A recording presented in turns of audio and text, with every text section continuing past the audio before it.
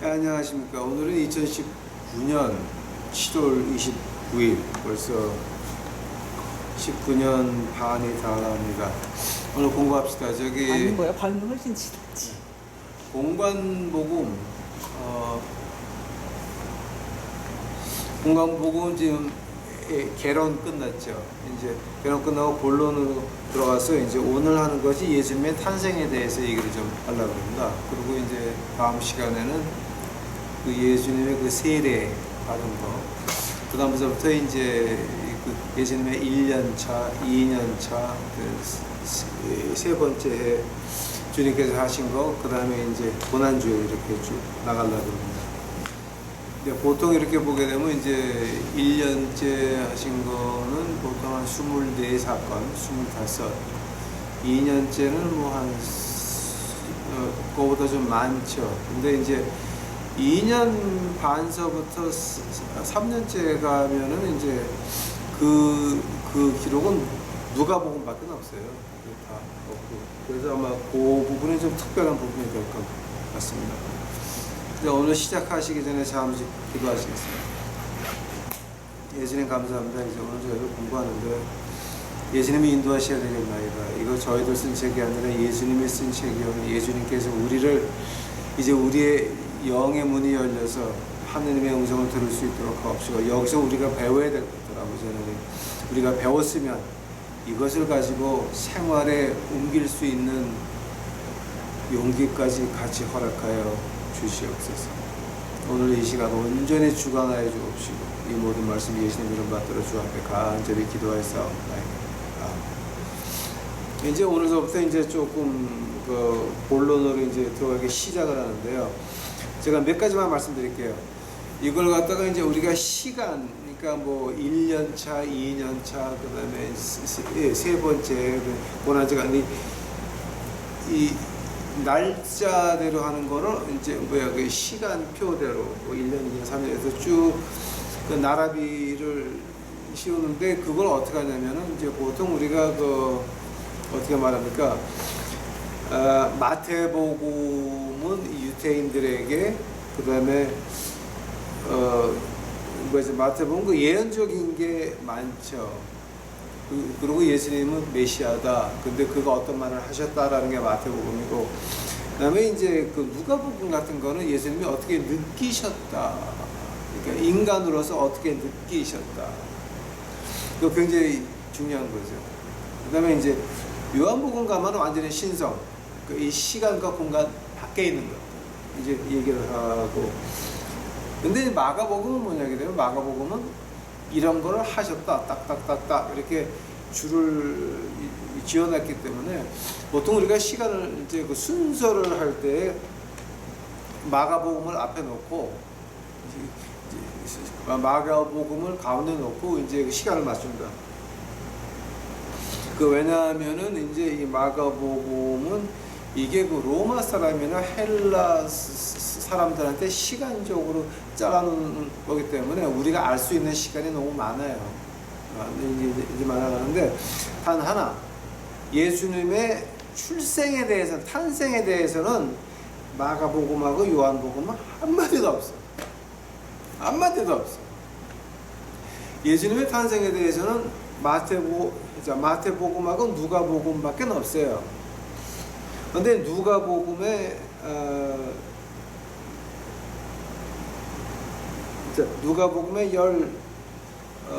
13개가 나오고 마태복음에 5개가 나와요. 하면 예수님의 탄생에 대해서 신약에 나오는 것이 17번인데 하나가 이제 하나만 이제 마태복음하고 누가복음에만 같이 나와 있는 것이 언제냐면은 이집트로 갔다가 다시 온 그 기록만큼은 마태복음하고 누가복음하고 같이 있어요. 자, 그러니까 그게 얼마나 중요한 건지 이제 우리가 알 수 있는데요. 자, 그래서 예수님의 탄생에 대해서는 이제 보통 이제 1, 2, 그 다음에 차 이렇게 나가는 거는 마가복음인데, 이 탄생에 대해서는 누가복음에서 시작돼요. 자, 하면은 누가복음에 가장 먼저 나오는 것이 뭐냐게 되면은 세례 요한이에요. 그 요한, 그러니까 이제 우리 주님을 세례를 주신 그 요한에 대해서 먼저 나오는데, 왜 그러면 하필이면 그 요한에 대해서 먼저 나옵니까? 이제 그거 하기 전에 저희가 몇 개만 좀 볼게요. 우리 신약이 27권이잖아요. 신약이 27권인데 그게 이제 어떤 조건이 있냐면은 그 자 이제 그 신약에 대해서 특히 이제 예수님의 그 소년기를 말할 때는요, 우리 외경이 하나, 둘, 셋, 넷, 다섯, 여섯, 일곱 개가 넘어요. 그러니까 뭐 Infancy of Gospel of Thomas가 나오고, 그 다음에 야고보가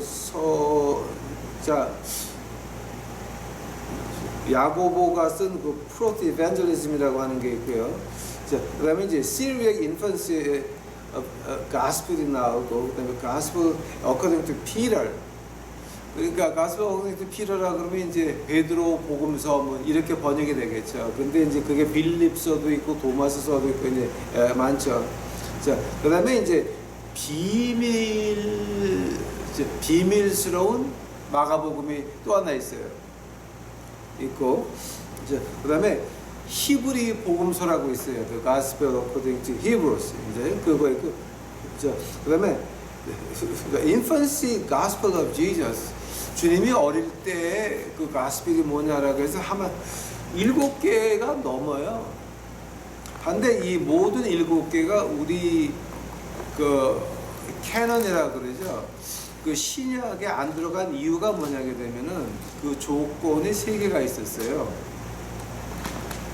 어떤 편지든지 어떤 거든지 서기 120년 전에 쓰여졌어야 돼요. 그러니까 서기 120년 넘어서 쓰여진 거는 신약에 들어오지를 못했어요. 아예 수채. 하고 두 번째 조건이 뭐냐게 되면은 구속의 역사가 들어가 있어야 돼요. 특히 이제 Infancy Gospel of Jesus라고 하는 거는요, 구속의 역사하고는 관계없어요. 그다음에 이제 세 번째 조건이 뭐냐게 되면은 십자가를 통해서 모든 걸 봐야 된다라고 하는 거예요. 그러니까 이 세 가지 조건이 맞지 않았으면, 그러면은 거기 그 신약 안에 이제 들어가지 못했는데, 그게 이제 우리 신약은 언제 확정됐냐면은 서기 692년에 그 트루런이라고 하는 그 카운슬이 있었어요. 자, 이제 거기서 27권이 확정되고요. 그 다음에 이제 그 천주교 신약은 많이 달라요. 천주교 신약이 이제 그 히포와 그 카세지의 서기 한 40년 정도, 이제 그때서부터 시작을 해가지고 그게 1442년, 그래서 1545년 그때에 다 이렇게 확정이 돼요. 근데 그게 어디서 시작했냐면은 서기 382년에 로마 카운슬에서 이제 캐톨릭은 이제 그 신약이 확정되기 시작을 해요. 자, 그러니까 오늘 제가 지금 예수님의 탄생에 대해서 말할 때는 이제 외경에 대해서는 그렇게 많은데, 그 외경들이 우리 정경에 들어오지 못한 이유가 서기 120년 전에 쓰여 있어야 되고, 그 다음에 구속의 역사로 봐야 되고, 그 다음에 십자가의 역사로 봐야 된다고 하는 거. 이 세 가지가 구분되어 있지 않았으면 그럼 우리 정경에 못 들어왔어요. 자, 그러니까 혹시 여러분 아마 지금 저한테도 이제 큰 책이 하나 있는데, 이제 정경에 못 들어간 신약을 다 많은 책이 하나 있어요, 영어로. 그거 제가 지금 한 권 가지고 있는데요. 그건 그냥 이렇게 참고는 하시되 하나님의 말씀 아니에요. 그러니까 이제 그 안에 그 스토리들 참 재밌는 스토리들 많아요. 그런데 혹시 그런 거를 주면서 이게 하나님의 말씀이다라고 한다면은 여러분 조금 참고하셔야 돼요. 네? 참고하셔야 돼요. 그래서 오늘 제가 말씀드린 거, 서기 120년 전에 쓰여진 것들, 두 번째 구속의 역사로 보는 것들, 그 다음에 마지막으로 십자가의 역사로 보는 이 세 가지가 맞지 않았으면 그럼 그것이 하나님의 말씀이다. 뭐 이렇게 그 자기 전에 읽는 그 굿나잇 슬립 같은 거를 할 수 있겠죠. 그죠? 근데 이제 그런 건 아니죠. 자 이제 그러면서 제가 이제 시작을 하는 것이, 그럼 왜 세례 요한서부터 시작을 했습니까? 말라기서 한번 가보시기 바랍니다. 말라기서.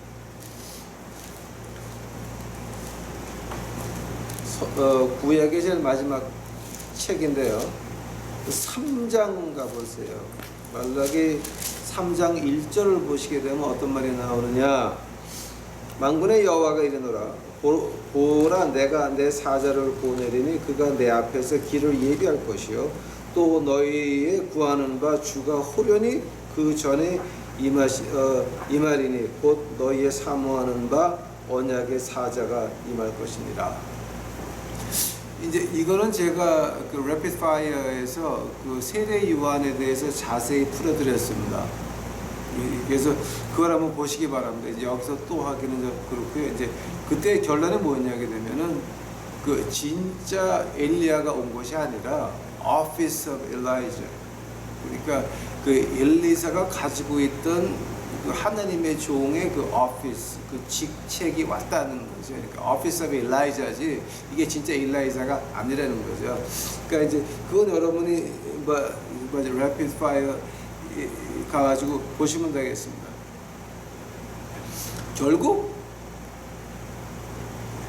마태, 마가, 누가, 요한 복음 우리가 공부하면서 이 결론이 어떻게 나냐게 되면은 마태, 마가, 누가, 요한은 구약의 일부지 신약의 시작은 아니에요. 신약의 시작은 사도행전이에요. 그래서 마태, 마가, 누가, 요한 복음은 구약의 일부라고 보는 것이 맞아요. 아마 여러분도 그렇게 이제 마지막에 이 공부 끝나게 되면은 그렇게 느끼실 겁니다. 왜냐하면 누가복음 처음에 세례 요한이라는 말이 나와요. 그 아버지에 대해서 이제 그 출생에 대해서 그러면서 이제 조금 특별한 게 뭐가 나오게 되면은요. 누가복음 가보세요. 누가복음. 이거는 다른 데는 없는 건데요. 자, 누가복음 1장 가보세요. 자, 누가복음 1장 39절서부터 한번 보세요. 누가복음 1장 39번째 절. 이때 마리아가 일어나 빨리 산중에 가서 유대 한 동네에 이르러 사가랴의 집에 들어가 엘리사벳에게 문안하니 엘리사벳이 마리아의 문안함을 들으며 아이가 복중에서 뛰노는지라. 엘리사벳이 성령의 충만함을 입어 큰 소리로 불러 가로되 여자 중에 내가 복이 있으며 내 태중의 아이도 복이 있도다. 내 주의 모친이 내게 나오니 이 어찌된 일인고. 보라, 내 문안하는 소리가 내 귀에 들릴 때에 아이가 내 복중에서 기쁨으로 뛰놀았도다. 믿은 여자에게 복이 있도다. 주께서 그가 하신 말씀이 반드시 이루리라. 이건 여러분, 자, 이건 이제 문학적으로 보는 게 아니라 예언적으로 본다면 이거는 엄청난 의미가 있는 거예요. 엄청난 의미가 있고, 또 의학적으로 봐도 이게 엄청난 의미가 뭐냐게 되면요. 자, 우리가 믿는 사람들이 임신하자마자 그것을 아이라고 부릅니까? 티슈라고 안 부르고 아이라고 부르거든요. 자, 그래서 이제 우리 믿는 사람들은 그 낙태를 죄라 그러죠. 2019년 4월이었습니까? 한국의 헌법재판소가 낙태를 합법으로 만들었는데도 교회의 그 벙어리 개 같은 목사들은 끝도 못했죠. 그게 틀렸다 맞았다 끝도 끝도 못하고 그 살인을 방조했죠. 아니면 동조했죠. 그거 교회가 그렇게 살인을 동조하는데 하나님이 나라를 그냥 두시겠습니까? 자, 왜냐하면 마리아가 들어섰을 때에는 그때는 벌써 이미 임신한 때였습니다. 세례 요한의 엄마는 벌써 6개월이 됐을 때입니다. 그때 예수님의 씨를 받은 성모 마리아가 들어가니까 세례 요한의 엄마가 그 애가 뛰기 시작을 합니다. 즉 임신하면서부터 그 생명체는 사람 아이라고 하는 겁니다. 그런데 한국교회에서는 한국헌법재판소에서 낙태를 합법화 시켰는데 하나님의 말씀에 의하면 하나님이 주신 아이들인데 그 아이들 죽이는 것을 갖다가 합법화 했는데도 한국교회는 뻥끗 못하고 앉아 있었어요. 하나님의 매가 누구에게 떨어졌습니까? 여러분, 십자가 걸린 큰 건물에 들어가서 한 줄에 한 번씩 까만 옷 입고 강대상에서 큰 소리 하시는 분들, 헌법재판소가 그렇게 무서워서 살인, 하나님 말씀에서 말하는 죽였다라고 하는 거, 그것을 보고 뻥끗도 말을 못하니 이 나라가 나라입니까? 그 나라를 하나님이 봐주겠습니까? 용서하시겠습니까?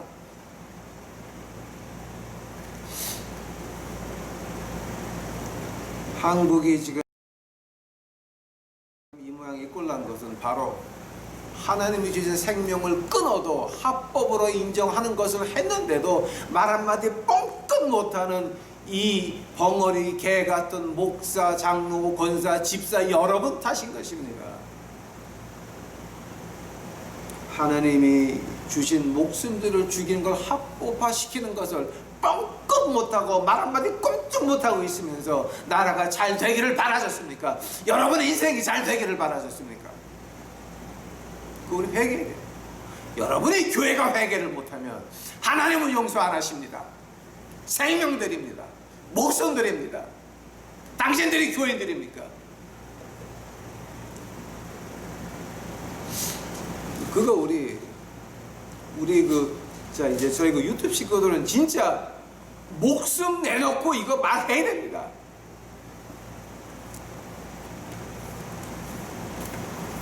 두 번째로 이제 좀 특이한 게 이제 특이한 게 이제 누가복음 1장 46절서부터 한번 보시겠습니다. 마리아가 그 엘리자베스에게 화답하는 겁니다. 마리아가 가로되 내 영이 주를 찬양하며 내 마음에 하나님 내 구주를 기뻐하였음은 내 그 계집 중에 비천함을 돌아보셨습니다. 보라 이제 후로는 만세의 나를 복이 있다 일컬으리. 아니 맞는 말이죠. 아직도 성모 마리아라고 다들 부르고 있습니다. 능하신 이가 큰 일을 내게 행하셨으니 그 이름이 거룩하시며 긍휼하심이 두려워하는 자에게 대대로 이르는도다. 그의 팔로 힘을 보이사 마음의 생각이 교만한 자를 흩으셨고 것이다. 마음의 생각이 교만한 자를 흩으셨고 권세 있는 자를 그 위에서 내리치셨으며 비천한 자를 높이셨고 줄이는 자를 좋은 곳으로 배불리셨으며 부자를 공수로 보내셨도다. 자, 이게 지금 누가 하는 겁니까? 하나님이 이렇게 하신다라고 하는 거예요. 한데 지금 우리를 보시기 바랍니다. 마음의 생각이 교만한 자들을 흩으시고 권세 있는 자를 그 위에서 내리치셨으며 비천한 자를 높이셨고 줄이는 자를 좋은 곳으로 배불리셨으며 부자를 공수로 보내시는 나의 주 여호와 아버지 하나님. 누가 흩어지고 누가 비참해지는 겁니까? 여러분 교회가 마음이 교만해서, 생각이 교만해서 우리는 이렇게 해야 된다. 이제 한국의 교회 한 35%는 망해서 없어질 겁니다. 생활이 힘들어 보십시오. 경제가 더 나빠 보십시오. 교회가 나만 알겠습니까? 생각해 보시기 바랍니다, 여러분. 왜냐? 마음의 생각이 교만한 자를 하나님이 흩으실 겁니다. 권세 있는 자들 그 위에 내리 치셨으며 비천한 자를 높이신다. 이제는 그때가 이미 됐습니다. 왜냐하면 도끼자루가 나무에 놓여 있는 것이 아니라 도끼자루는 이미 내려쳐지고 있는 것입니다. 이제 우리 유튜브 식구들만큼은 좀 회개해야 돼요. 우리가 악은 악이라고, 낙태 중절을 합법한 거는 불법이라고, 우리가 크나큰 하나님 앞에서 죄라고 외쳐야 됩니다. 목사들 같이 그렇게 벙어리 개가 되면 안 되는 것입니다. 그 다음에 이제 여러분, 아마 이 생각은 여러분이 잘 안 해보실 거예요.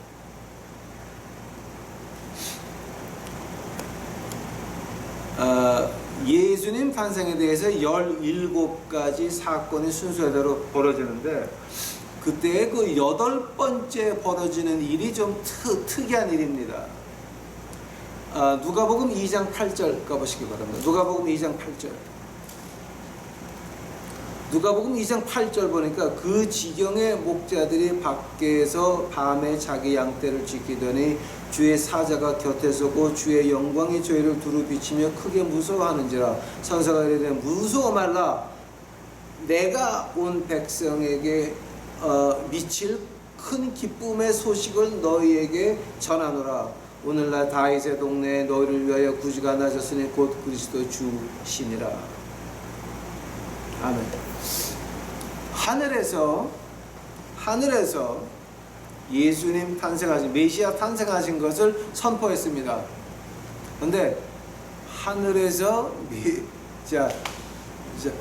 메시아 탄생을 크게 환영하는 그런 축제 같은 데에서요, 그걸 누가 봤습니까? 누가 봤습니까? 누가 봤냐면은 밖에서 집에도 못 가고 양들하고 같이 자야 되는 목자들이 봤다라고 하는 거. 이거 우리 굉장히 큰 의미가 있는 겁니다. 그 당시 목자들은 아주 온 형제 가운데서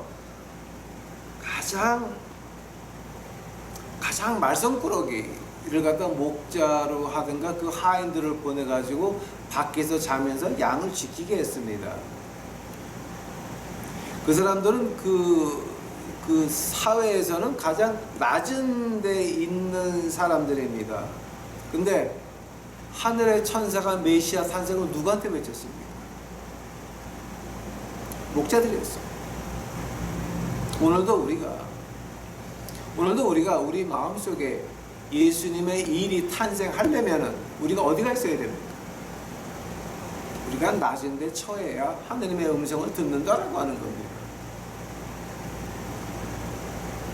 유대 땅에 수많은 부자가 있었고, 수많은 정치가가 있었고, 수많은 그 파워를 가진 사람들이 있었지만, 실제 하늘의 천사가 나타나서 찬양을 한 것을 들은 사람은 목동들이었습니다. 하잘것없는 그 사회에서 가장 아래에 있는 목동들이었습니다.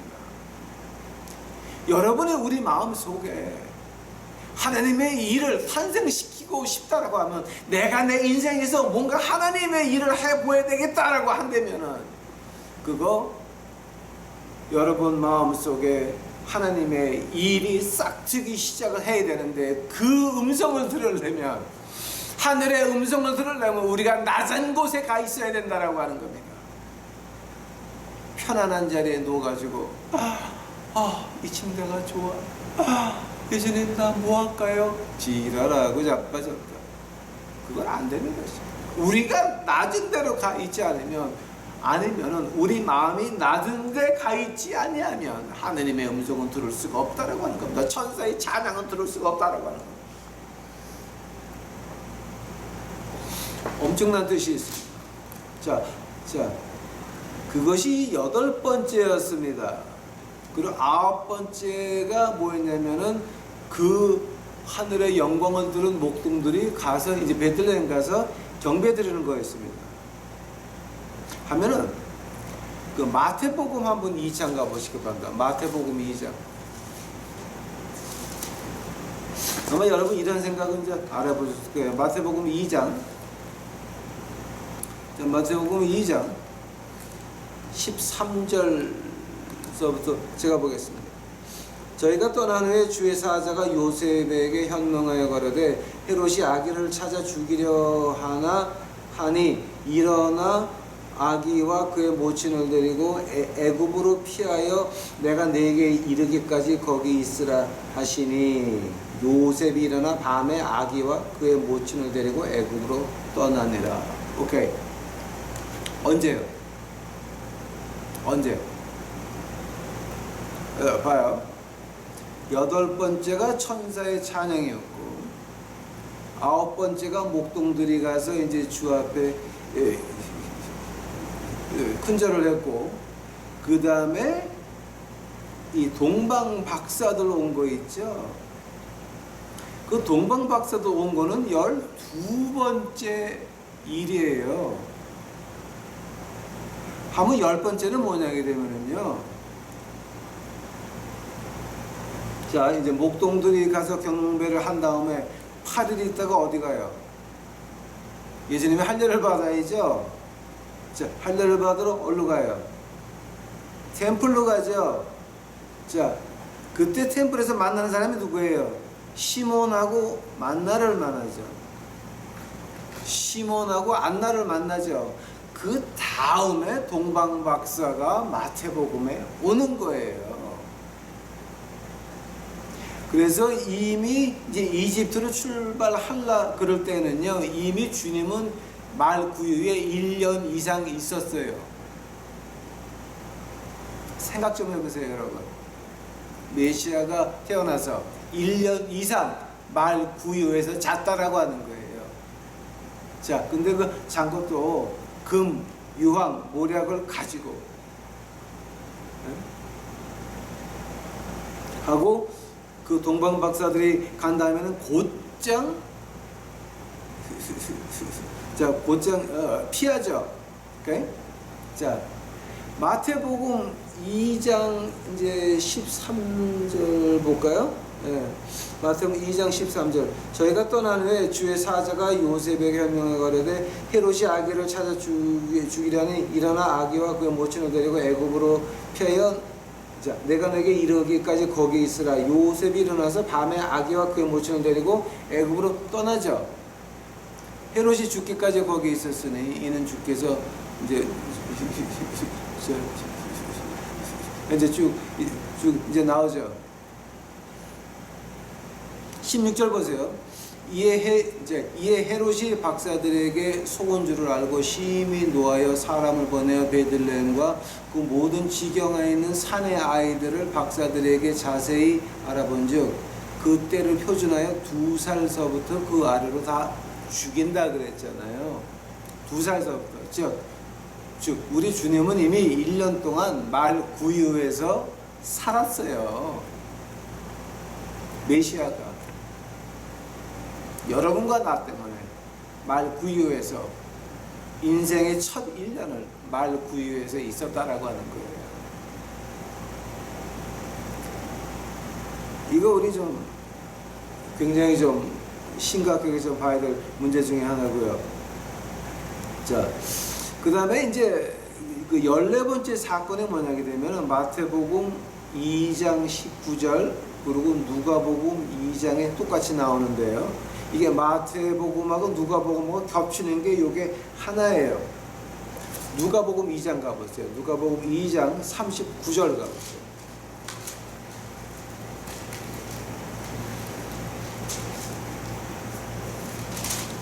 마태복음 2장 39번째 주의 율법을 쫓아 모든 일을 피라고 갈릴리 이건 뭐야? 자 2장 39번째죠 이게. 자, 모든 일을 피라고 갈릴리로 돌아와 본 동네 나사렛에 이르니라 라는 말이 나오죠. 그 말이 어디하고 가냐면 마태복음 2장 19절서부터 나온 말하고 마찬가지예요. 헤롯이 죽은 후에 주의 사자가 애굽에서 요셉에게 현명하여 가라되 일어나 아기와 그 모친을 데리고 이스라엘 땅으로 가라. 아기의 목숨을 찾던 자들이 죽었느니라 하시니 요셉이 일어나 아기와 그 모친을 데리고 이스라엘 땅으로 들어오니라. 바로 나사렛에 다시 온다고 하는 말은 두 군데 같이 나와요. 자, 이제 그 다음에 조금 좀 그 희한한 일이 하나 있어요. 누가복음 2장 41절서부터 50절까지 보게 되면은 이제 뭐냐 하게 되면 예수께서 12살 될 때에 저희가 이 절기의 전례를 쫓아 올라갔다가 그 날들을 마치고 돌아올 때에 아이 예수는 예루살렘에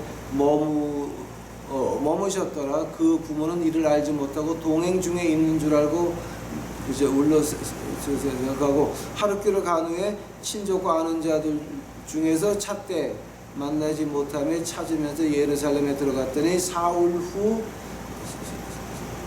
템플에서 만난즉 그 선생들 중에 앉으사 저에게 듣기도 하시며 묻기도 하시니 듣는 자와 다 그 지혜의 대답을 기이 여기더라.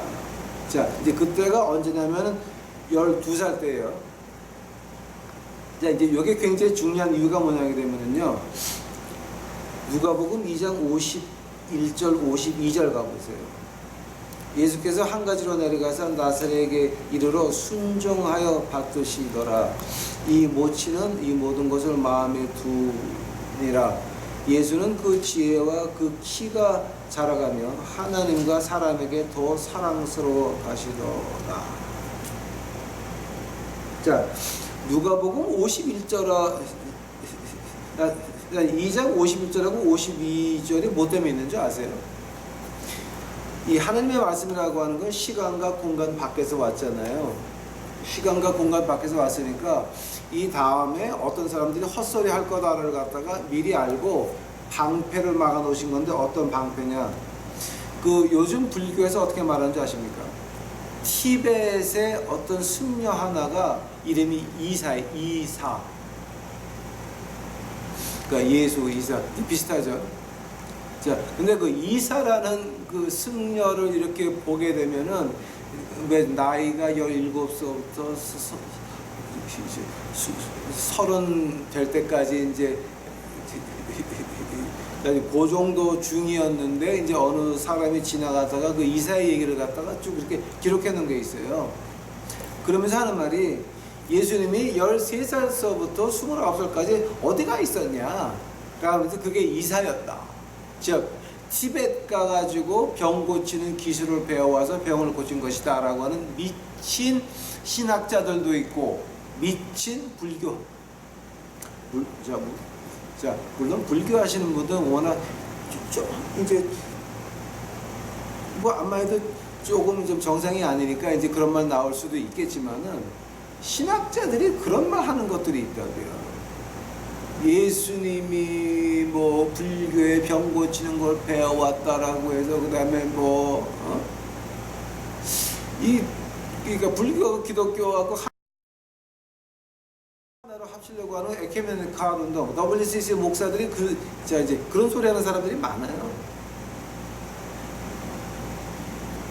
그 말을 막기 위해서 하나님께서 이제 누가복음 2장 51절 52절 봐요.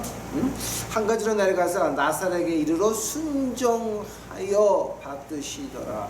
만약에 예수님이 나사렛 땅에 없었으면 이 다음에 바리새인들이 뭐라 그래요? 야, 너희 엄마하고 너희 아버지 우리가 알잖아. 너 나사렛에서 왔잖아. 나사렛에서 컸잖아. 그 얘기를 하거든요. 그러면은 이게 뭐냐게 되면 이제 불교나 그 신신학을 하시는 그 WCC에 있는 목사님들이 하시는 말이 뭐냐게 되면은 이 하느님 말씀 전체를 다 가짜로 만드는 거예요. 하느님 말씀 전체를 자 주님이 불교 중이었으면 그럼 우린 뭐가 돼요? 말 좀 해보세요. 기독교는 없어지는 거예요. 바로 WCC가 뭐냐? 기독교를 없애는 사람들이에요. 우리 주님의 그 완전한 인간성과 완전한 신성을 부인하는 사람들이 WCC예요, 여러분. 근데 WCC 들어가 있는 교회 가서 헌금하시는 여러분은, 그러니까 이게 한심한 게 한두 가지가 아니죠, 그죠? 이제 제가 세 가지만 더 말씀 이제 드릴게요. 누가복음 2장 1절서부터 가보세요. 이때에 가이사 아구스도가 영을 내려 천하로 다 호족하라 하였으니 이 호족은 구레뇨가 수리아 총독되었을 때에 첫 번 한 것이라. 모든 사람이 호족하러 각각 고향으로 돌아가매 요셉도 다윗의 집 족속인 고로 갈릴리 나사렛 동네에서 유다를 향하여 베들레헴이라 하는 다윗의 동네로 그 정혼한 마리아와 함께 호족하러 올라가니 마리아가 이미 잉태되었더라. 거기 있을 때에 그때 해산날이 와서 마다들을 낳아 강보로 쌓아 구이에 누웠으니 이는 사관에 있을 곳이 없음이로라. 오케이. 생각 좀 해보세요. 왜 베들레헴입니까? 왜 베들레헴이냐면은 구약의 법을 보게 되면 그 희생할 제물이 이제 그 하나님 그 템플까지 가야 되는데 너무 머니까 돈으로 가져가서 어떤 경계에 들어가게 되면 거기서부터 양을 사가지고 안고 가요. 하나님 전까지 안고 가요. 근데 그 경계선이 베들레헴이에요. 베들레헴에서 양을 사가지고 안고 업고 그리고 머리에 얹고 가면서 하나님 나의 죄를 용서하시옵소서. 그 예루살렘까지 베들레헴, 저는 이제 유다 땅 안 가봐서 모르는데 좀 이렇게 언덕이라 그래요. 그 베들레헴에서 하필이면 주님이 나셔가지고 구약의 법을 완성하셨는데 하면 그게 왜 베들레헴, 어떻게 베들레헴까지 가게 됐어요? 가이사 아구스도가 영을 내려 보겠습니다. 하면은 세계의 역사가 누구 손 안에 있는 거예요? 요셉과 마리아가 베들레헴까지 와야 돼. 와서 주님이 탄생해야 구약의 법을 완성하시는 건데 와야 되는데, 그럼 그 사건을 이루기 위해서 하나님이 뭐 하세요? 세계의 역사를 움직이시는 거예요. 그 유대 땅을 로마한테 줘가지고 로마가 가이사한테 호족해라 해가지고 그때 요셉과 마리아가 거기까지 가게 돼요. 우리가 주님 탄생에서 이제 보는 건 뭐냐게 되면 무서운 사실이 인간의 역사가 하나님의 손바닥 안에 있다는 거예요. 제가 늘 우리 거지한테 말하는 게 있어요.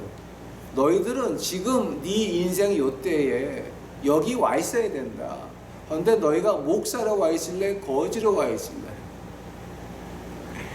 하나님께서 영포 역전 앞에서 놀던 이 깡패 같은 놈을 갖다가 불러다가 시궁창에서 끌어다가 목사를 만들어서 놨을 때에는 저도 거기 있는 거지가 돼야 되는데 하나님께서 저만 구하셔가지고 목사를 세우는 이유가 뭡니까? 저런 노란둥이도 내가 이렇게 쓸 수 있으면 너희 배에 느낀 거지들 봐라 저거. 저는 예수님의 전리품인 것입니다. 즉 하나님의 역사를 인도하시는데 인간의 역사를 하나님의 뜻을 이루기 위해서 인간의 역사를 쥐고 가신다라고 하는 겁니다. 한번 문제가 어디냐? 우리가 그 하나님의 역사에 동참할 겁니까? 아니면 배신할 겁니까? 만약에 우리가 하나님 역사에 동참한다고 한다면은 우리는 거지 위에서 하나님 말씀을 외칠 겁니다. 만약에 우리가 배신한다고 하게 되면 우리 밑에서 거지를 얻어먹으면서 말씀을 받아야 될 겁니다. 우리 유튜브 식구들은 지금 그 선에 와 있습니다. 하나님 말씀을 주는 자가 될 겁니까? 아니면 얻어먹으면서 거지하기를 바라십니까? 자, 이제 그건 우리가 택해야 될 문제 중에 하나고요. 그 다음에 하나 봅시다, 여러분. 또 희한한 게 나오죠. 마태복음 2장 가보시기 바랍니다. 마태복음 2장. 자, 마태복음 2장 보게 되면은, 자, 마태복음 2장 그 몇 절입니까?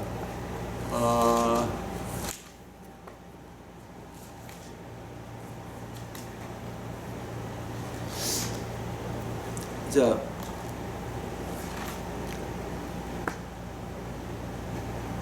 마태복음 2장 7절 보세요. 이에 헤롯이 가만히 박사들을 불러 별이 나타난 때를 자세히 묻고 베들레헴으로 보내며 이르되 거기 가서 아기에 대하여 자세히 알아보고 찾거든 내게 구하여 나도 가서 그에게 경배하게 하라. 자, 하면은 그 박사들이 뭐를 보고 왔습니까? 마태복음 2장 2절 별을 보고 왔죠. 하면은 하늘에서 천사가 나서 메시아의 탄생한 것이 이 누가복음 2장에서 8번째였어요. 동방박사가 온 거는 12번째예요. 하면은 그 사이에 이미 이제 주님께서는 할 일을 받으셨고 다 하고 벌써 거기에 몇 달 거의 1년 있었을 때예요. 근데 그 별이 동방 박사들이 봤다고 하는 그 별이 누구나 다 볼 수 있는 하늘의 별이에요. 오케이? 1년을 쫓아서 그 별을 쫓아서 온 거예요. 근데 왜 동방 박사만 별을 봤을까요? 다른 유태인 학자들은 못 봤을까? 응? 다른 바리새인들이나 좀 이렇게 종교적으로 신령한 사람들은 못 봤을까? 그거를 왜 못 봤어요? 이유가 있죠. 하나님의 뜻은 찾는 자에게만 보여줘요. 우리가 주님의 탄생을 공부하면서 가장 좀 심하게 받아들여야 될 게 이거예요. 하나님의 일을 찾는 자, 하나님의 하늘의 뜻을 보여주세요. 내가 세상에서 잘 살기 위해서 기독교를 택했으면 그거는 망하는 길밖에 없어요. 이제는 내가 이 세상에서 뭐가 잘 되고 싶어서 하나님을 이용하려고 했다면 이제는 망하는 길밖에 안 남았어요. 앞으로 한국교회가 어떻게 되는가 한번 보세요, 여러분.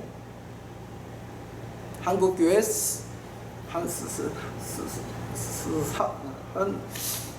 거의 1/3는 없어질 거예요. 3분의 1은 없어질 거예요. 이제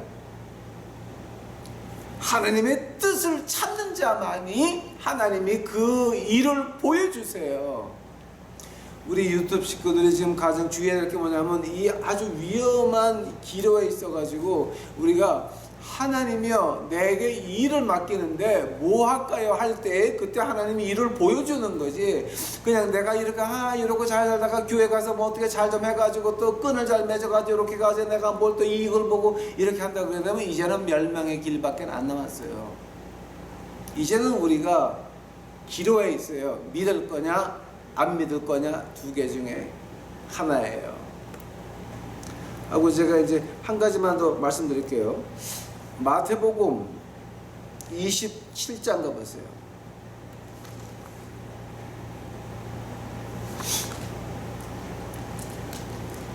마태복음 27장 52절이에요.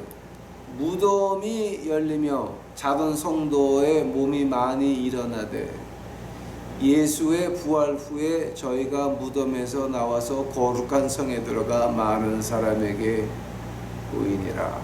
오케이, 한 번 더. 무덤이 열리며, 이 무덤이 언제에 이제 시작이 됐냐면은 50절과 50절, 예수께서 다시 크게 소리 지르시고 영원히 떠나시다. 51절, 이에 성소 휘장이 위로부터 아래까지 찢어져 둘이 되고 땅이 진동하며 바위가 터지고 무덤들이 열리며 자던 성도의 몸이 많이 일어나되. 오케이, 스탑. 여기까지는 언제냐면은 주님이 혼을 내놓으시고 나서 이 휘장이 하나가 아니고요, 두 개였어요. 왜냐면은 모세의 그 장막, 이제 그걸 이제 보면 뭐가 있냐면은 휘장을 다는데 그게 한 20mm, 몇 인치 이렇게 조금 패널이 있는데 거기 앞에 붙였는지 뒤에 붙였는지를 몰라가지고 탈무드에 보게 되면 두 개를 만들어서 두 개를 붙여요. 예수님 당시에는 그 휘장이 두 개였어요. 두 개였는데 주님이 혼을 내놓으시니까 어떻게 되냐면 그 두 개, 휘장 두 개가 같이 찢어졌다라고 하는 거예요. 근데 휘장 하나가 소 두 마리가 끌어도 안 끌어지는, 안 찢어지는 엄청난 그 실에서 실로해가지고 그 휘장 하나 무게가 1톤이에요, 1톤.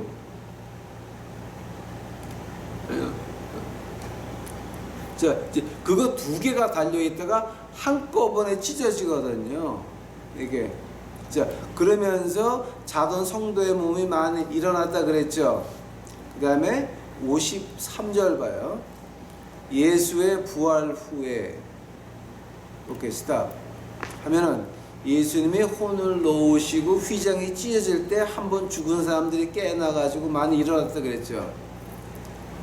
그 다음은 뭐예요? 예수의 부활 후에. 이건 두 번째 되죠. 자, 두 번째, 저희가 무덤에서 나와 거룩한 성에 들어가 많은 사람에게 보이니라. 자, 이거는 휘장이 찢어졌을 때, 주님이 혼을 내놓으셨을 때 한 번 부활하죠. 두 번째는 뭐예요? 주님이 부활하셨을 때 같이 또 한 번 죽음에서 부활이 예루살렘에 시작이 돼요. 자, 이제 두 번이 일어나는데 하면은 이제 제가 궁금했던 게 뭐냐게 되면요, 여러분, 아마 이건 지금 빨리 해야 될 것 같은데, 누가복음 가보세요.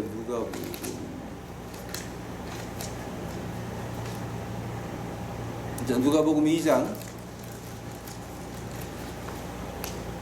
22절서부터 한번 가보세요. 누가복음 2장 22절.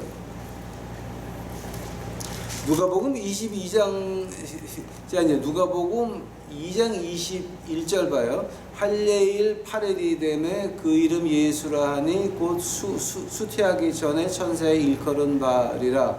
모세의 법대로 결례의 날이 참에 아기를 데리고 예루살렘에 올라가니 이는 주의 율법에 쓴 바 첫 해에 처음 난 남자마다 주의 거룩한 자라 하리라 한 대로 아기를 주께 드리고 또 주의 율법에 말씀하신 대로 비둘기 한 쌍이나 흑 어린 반구 둘로 제사하려 함이라.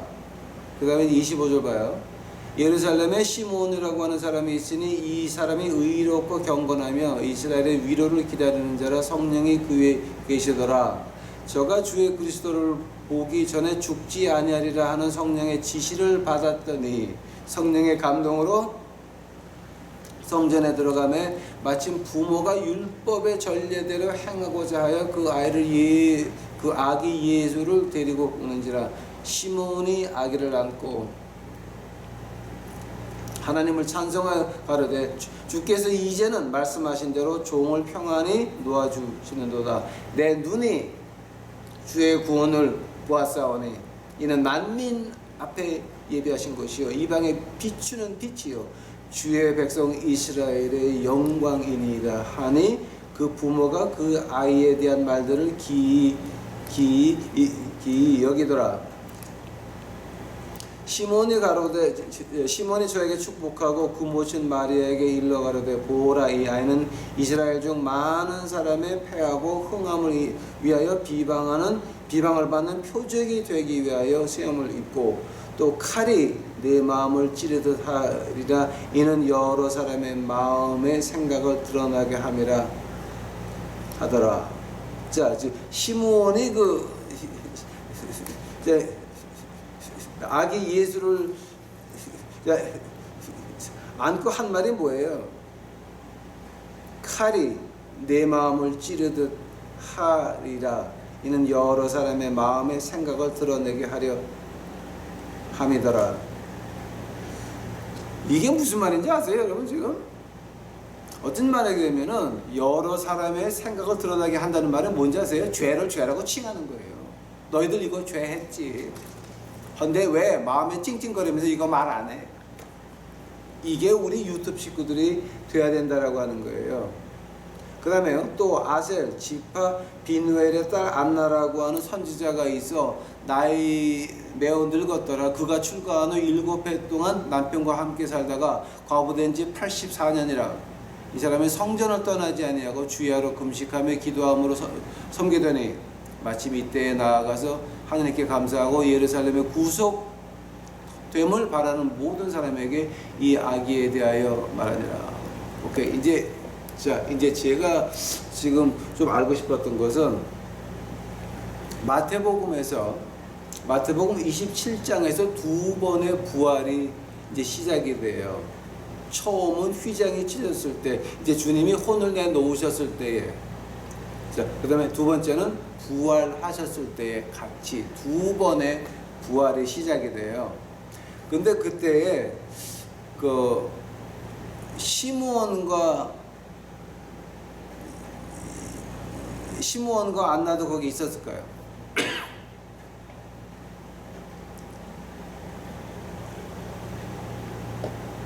시몬과 안나도 죽어서 살아나온 사람 거기에 있었을까요? 여러분 그 생각을 하셔가지고 이메일로 저에게 보내주시기 바랍니다. 거기 시몬과 안나가 있었다, 그 다음에 없었다. 오케이? 자, 오늘은 예수님의 탄생에 대해서 했습니다. 다음 시간에는 이제 우리 그 주님의 그 세례에 대해서 이제 1시간 말을 하고, 그 다음에 이제 그 다음서부터는 이제 그 공생의 1년차 이제 거기에 대해서 2년, 3년 이렇게 쭉 이제 나가겠습니다. 아직 기도하시겠습니다. 사랑해 주여 아버지 하나님 감사합니다. 이제 저희들 오늘 그 예수님의 탄생에 대해서 이제 공부하나이다. 아버지, 이제 저희가 깨닫게 하옵시고 인간의 역사가 하나님 손 안에 있는 거 그저 복종할 수 있도록 하옵시고 하나님 말씀에 이제 우리 인생이 끼어서 마칠 수 있도록 아버지 하나님 이제 저희들에게 용기를 허락하여 주옵시기만을 간절히 바랍니다. 절대 우리 유튜브 식구들만큼은 우리 인생에 하나님 말씀을 끼어 맞추려고 하지 말고 하나님 말씀에 우리 인생을 끼어 맞추려고 노력하는 우리 유튜브 식구들이 이제 만드셔서 어두운 세상에서 빛으로 만들어 주시옵소서. 주께 감사하며 이 모든 말씀 예수님 이름 받들어 주 앞에 간절히 기도하였사옵나이다. 아멘.